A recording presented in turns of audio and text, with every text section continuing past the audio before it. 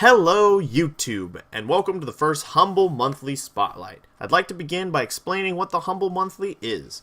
The Humble Monthly is a bundle of games that you pay $12 for every month, and you just get between 6 and 8 games. I think they're averaging about 8 games these particular months anyways. But it's only $12. Now, the way the bundle works is, when you go to the website, humblebundle.com/monthly, you'll see an image similar to this. Now, this is for the June bundle, which hasn't released yet. We'll be covering Stellaris in a preview spotlight towards the end of the month. But this is what you'll see, more or less. Basically, you get to know 1 to 2 of the games in the bundle, and essentially, that's what you're spending your $12 on. Now, this spotlight in particular is to cover the games that are actually in the bundle, not to spotlight the first game and decide whether it's worth the $12. So, let's get started, shall we? Alright, so the first 2 games we're going to be talking about are Dirt Rally and Inside. Now, originally these games were going to be part of a Humble preview, as they were the first 2 games announced for the bundle and were the games you would get if you pre-purchased the bundle. These were basically the 2 games you were aware you were buying for $12, while the rest remained a mystery.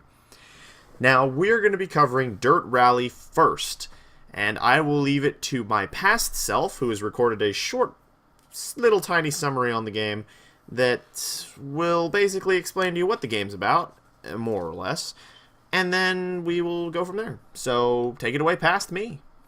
Thank you, Future Stanley. So, hello everyone. Welcome to Dirt Rally. So, this is going to be a little short one, because to be perfectly honest, I don't have a whole lot to say about this game.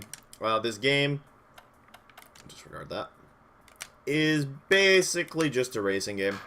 Well, it's a rally game, I suppose, but it's basically a car driving racing game, like many games that I've ever seen. I don't really like driving racing games, or at least games that are solely based around driving and racing. I'm okay with things like Grand Theft Auto, where there's a lot of driving and things like that. That's not a big deal, but those kind of games have other things you can do. Straight up driving games like this, meh, not my thing. But it takes a million years to load. As it finishes loading, I should say. Yes. Also, I completely suck at this, by the way. So bear with me as you watch my horrible driving skills while I talk about this game. 4, Room. 3, 2, 1. Alright, let's go. Now, I have a couple things to say that are, for the most part, positive, aside from my poor driving skills. As you can tell, I really am not good at driving games. But, basically, this game is really nice looking. Like, I mean, just look at that car. It's pretty nice. So if racing games like this, well, timed laps, I guess this is. I don't think I've actually gotten to the point where I can do the races because I suck too much. And I'm not going to dedicate enough time to it. Left 3 into left 2 long. Ow. Yeah, see, look at that destruction, though. It's pretty good. And you can see the smoke, oh goodness, comes off of that. And you can play from a, what's the button? There it is. First person perspective, which is pretty sweet. Oh, there's the first person. This is actually pretty cool, very immersive. And all in all, it's not a bad game, but unfortunately falls outside of the category of games I actually like. This is the kind of game I don't like. So unfortunately, this game is kind of unfortunately a bit of a fail for me in this Humble Monthly, as I don't really like it. So let's see what happens when we crash into a car. Ooh! Yeah. As you can see, there's an invisible wall protecting that car. Kind of wish I had that kind of technology. Anyways, that's really all I have to say about this game. So it's a pretty good driving game. Graphics are really good, but I don't really like driving games, so it's a fail on my side. Yeah. Anyways, back to Future Stanley. Well, thank you, past Stanley. I did say brief, didn't I? Anyways, on to the next game, which is Inside, which is a side-scrolling kind of game. Again, past Stanley has recorded a little summary for us. Let's see what he's got to say. Thank you, Future Stanley, once again. Welcome to Inside, which is a very interesting, kind of dark, implied story game. I say implied story because there's no real dialogue, there's no cutscenes, there's pretty much no real storytelling other than what you see, like, for instance, that picture there. Now, it's not a picture game, it is a playable game, a side-scroller of sorts, with some minor puzzles in it. all in all, I'd say it's a pretty interesting game. I'm not sure if I'm going to finish it, but it is a fairly interesting game. But I warn you, it's more of a kind of an experience kind of game, because all you really do is run. There is a bit of gameplay, things where you gotta, you know, dodge some enemies here and there. You gotta solve minor puzzles, and you do have the freedom of movement in a side-scrolling 2D fashion, of course. So, all in all, I would say it's a pretty good game. Now, if you don't want any spoilers, I suggest you hit that button center screen there and skip ahead to the next segment. To our commercial break, actually. I believe there's a commercial break coming up. So, yeah. Anywho, that's all I really got to say about that. So, yeah, just go ahead and skip. And if you are good with spoilers, then stick around. Alright, everyone who doesn't want spoilers is gone. Proceed. So, these are all of the little save load points that I've gotten through so far. That's your little character there, some chickadees. I'm not sure what those worms are. Again, part of the story. As you can see, there's a worm in that cow's butt. But these are all the little story bits I've gone through. There's kind of a puzzle. It's not really a puzzle. It's more of a just push the safe and it breaks something kind of thing. I'm not really sure what there's a lot of interesting little things. See, everyone's acting like little zombies, and it's kind of weird. I'm not really sure I understand what's going on. There's weird mind control hats and stuff. A lot of swimming. Yeah, and this is where I've gotten so far, which we will load in. Boom! There we are. And I'm in like a little submarine thing. I'm not really sure what it means. I'm assuming I'm supposed to go to the right, because that makes the most sense. I'm just showing you a little bit of gameplay so you can get the idea. But again, this is some hefty spoilers here, so... Now, I think there's a wall right there. Yes, there is a wall right there. So we can go in here. However you do that, I cannot remember. Oh yeah, there you go. Boom! And look at that. And there's your character, and they're driving the submarine. Again, it's... As you can see, it's kind of a... You do get to explore and go around. It's very linear, though. You're pretty much supposed to go a very specific way. And you can see that this is all probably telling a story. Like, this is underwater, but it looks like this used to be something. You notice. So, clearly we're supposed to go in here. And then you can see right here, another wall to break. Just hold down the button. Boom, you break that. You know, and boom, break that. Possibly not supposed to go through there, so let's go up a little bit. And oh, we are on the surface. Pretty cool, isn't it? There we go. Get out. Oop, go for a little swim. Again, no idea what I'm supposed to be doing, but it's a pretty interesting little game, and I would definitely recommend checking it out if you're into sort of story games like this. But again, there isn't really any combat or anything like that. It's basically just a side-scrolling game that tells a story while you play it, and by tell, I mean implies, because it doesn't really say anything. It's all about atmosphere. So, that's all I got to say about this one. Back to you, Future Stanley. We are now going to have a short commercial intermission between our discussion of these particular games. Enjoy the commercial, everybody. On our commercial break today, we are going to discuss the Underwear comic made by Kevin Eastman. The story is inspired by Wizard of Oz and children's imagination, from what I understand. The story seems to follow Jacob, who is, by all standards, a child of some form. Some form, yes, that makes perfect sense. Who discovers a magic amulet, or some such thing, in his grandpa's house while looking for a will that I'm assuming would leave the house to his mother and father. Something along those lines. It's a little weird. And he gets transported to a world of imagination. Now, I won't go too far into it. I don't really want to spoil it for those of you who have purchased the bundle and haven't read it yet. And for those of you who have unfortunately not purchased the bundle, from what I understand, this particular comic is only going to be available through the Humble monthly bundles, which means that if you did not purchase May's bundle, you will not be able to acquire issue 1. At least, that's my understanding. I am going to shoot an email over to Humble to see if that is true, and there will be no way to acquire it, or if perhaps after they release issue 2 or 3, I can back release my copy on a downloadable link for you guys for issue 1. That way you can keep up with the story. Perhaps maybe 2 releases out. So after issue 3 releases in July, perhaps I can release issue 1 for download. We'll see. I'm going to shoot him an email, and I'll get back to you guys in the next Spotlight video. That way, maybe we can all follow along Jacob's adventures. I will probably continue to read this. It's interesting, and I am paying for the bundle and getting this, so, you know, might as well keep a look at it. But anyways, back to the other Stanley, off commercial, to talk about more games. Alright, and now we are back. So we are now going to talk about the Turing Test, which is a puzzle game, more or less, with a somewhat interesting story.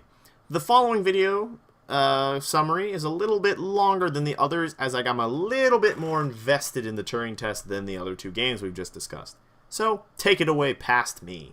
Thank you, future Stanley. And we are back to another game. This is the Turing Test, which is an interesting little puzzle game, which we will hop into right now. The prologue. You may have noticed I just loaded. That's because I sat down to play this game for a little bit, and then I suddenly, just, 3 hours went by or so, and the game was beat. So I don't know what happened. I lost 3 hours of my life to this game. Does that mean the game is amazing? Well, not really, no. The game's, I would say, average. It's a very average game.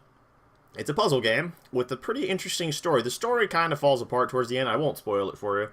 But the story does kind of fall apart towards the end. And, yeah, there's not much. Actually, I probably should not do the prologue, because the prologue is slow and boring. We want to get straight to the puzzly bit. So, 1 second. Let me just jump cut that.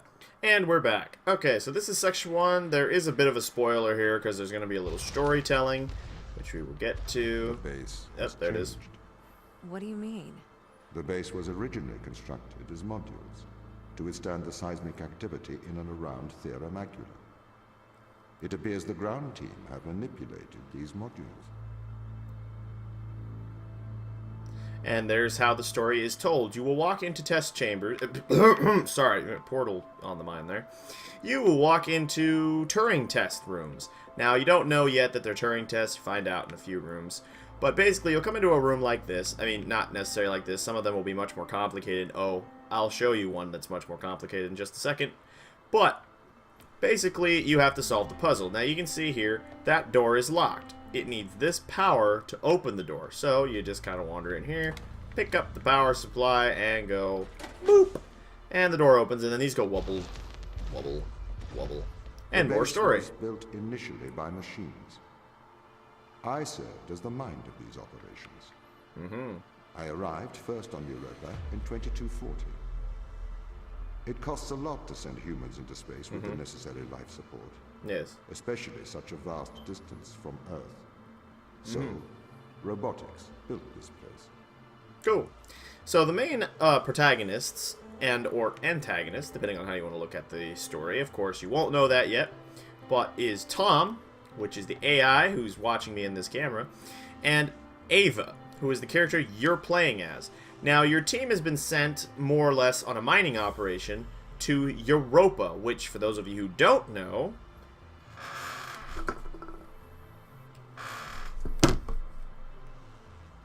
Yes, so that's what Europa is. But anyways, basically, you were sent here to mine stuff, and some stuff kind of goes wrong. I'm not going to really specify, because it's kind of story-based and kind of spoilery, if I tell you. But, so now here's another mechanic. This gun is not a gun. It is an energy storage device, because, I don't know, there's no more efficient way to transfer energy, I guess. Spacesuits. Basically, you see that energy ball in there? This one doesn't have a little box over it. I can't take this off. But if I hit LT, or left triggers, I'm playing with a controller, you absorb that power, which seals that room. Now, that's teaching you a mechanic. When you take power away, it seals a room. So take that power back and go boop, and then the door opens.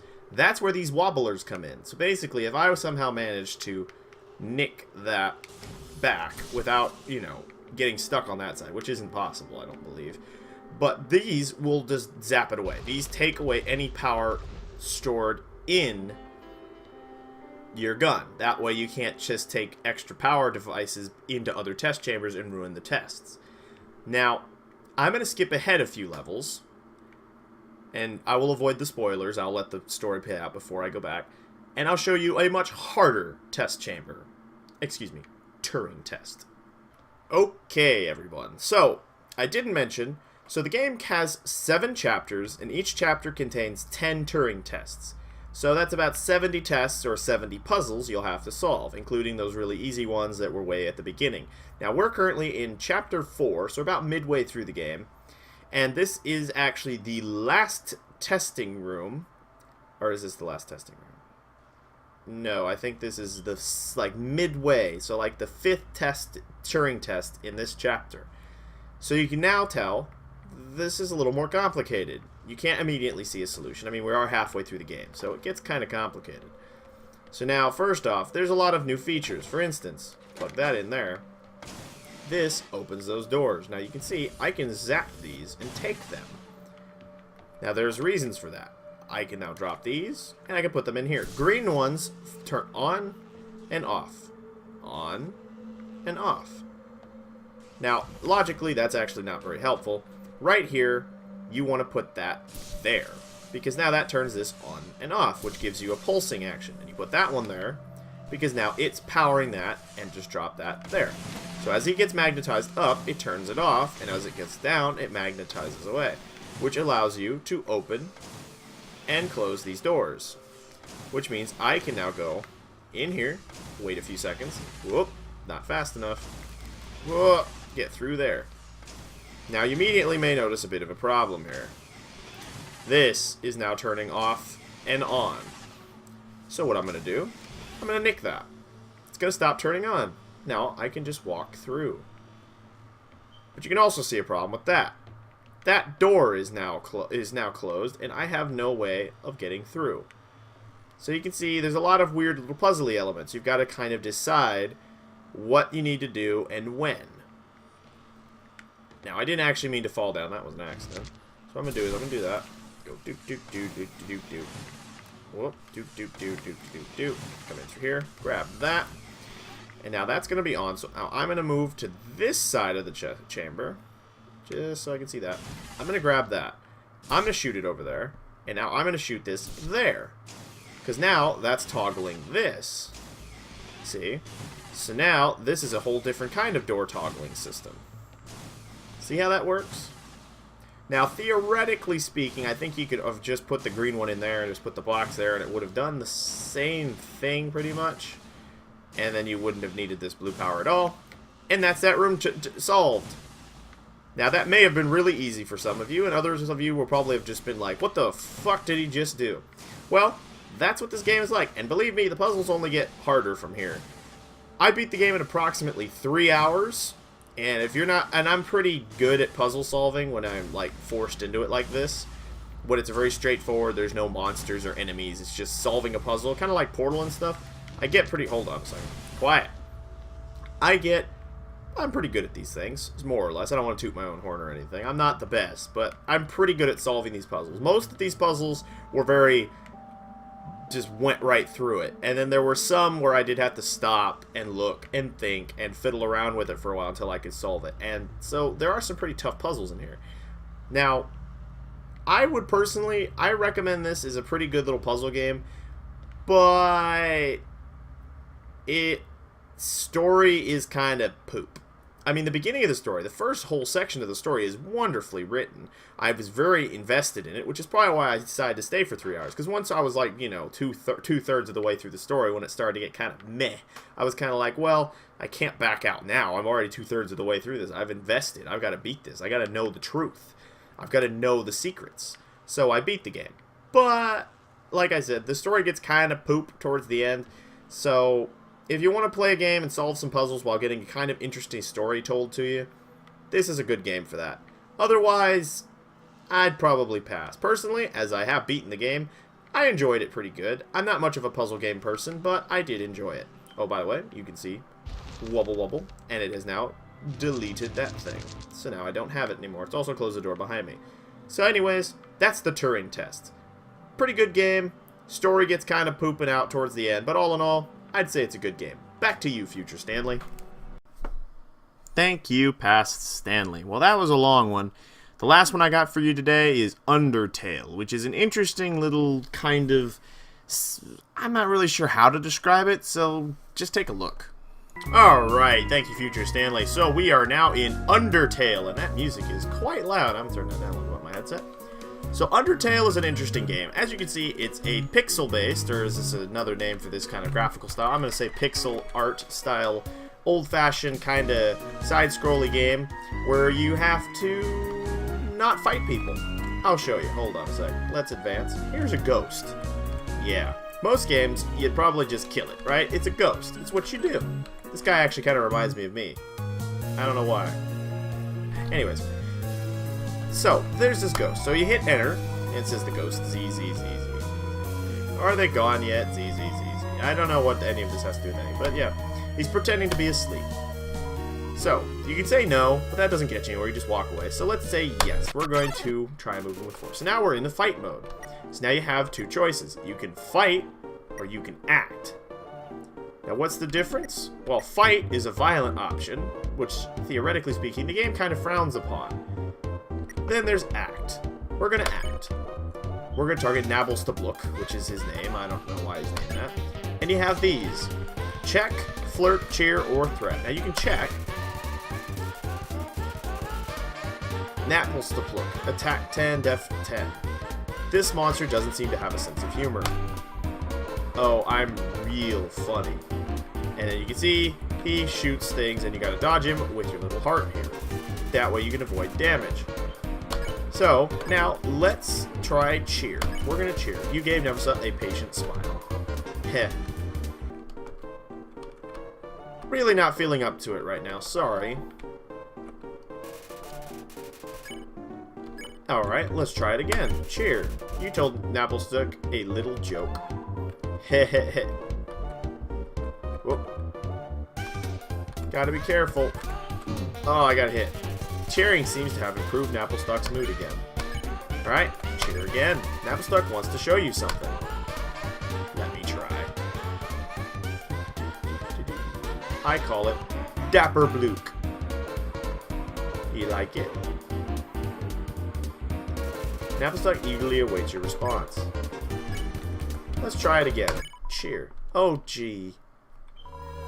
I usually come to the ruins because there's nobody around. But today I met somebody nice. Oh, I'm rambling again. I'll get out of your way. Now you see right there, we didn't actually fight him. We just kinda... well, we talked to him. We bought our time until he decided to get out of the way. Now, will that work on all enemies? Theoretically, it's supposed to. But I don't know if it will. Because I haven't played that far. So we can go up here. Some toads there. We're not worried about it. Let's see if we can fight somebody else. Oh. Oh, there's your little friend. I don't know who that's called. I just realized that it's been a while since I have cleaned up. I was not expecting to have company so soon. There are probably a lot of things lying about here and there. You can pick them up, but do not carry more than you need. Someday, you might see something you really like, and you will want to leave room in your pockets for that. I don't know, as an RPG character, I'm sure I have infinite deep pockets. But anyways, so, you don't really level up unless you kill things. Here's a little thing. There is just one switch. Now this is a puzzle. These little cracks in the ground means you can fall through them. So there's... oh, we've been attacked. Oh, look. So, we're now under attack by two enemies.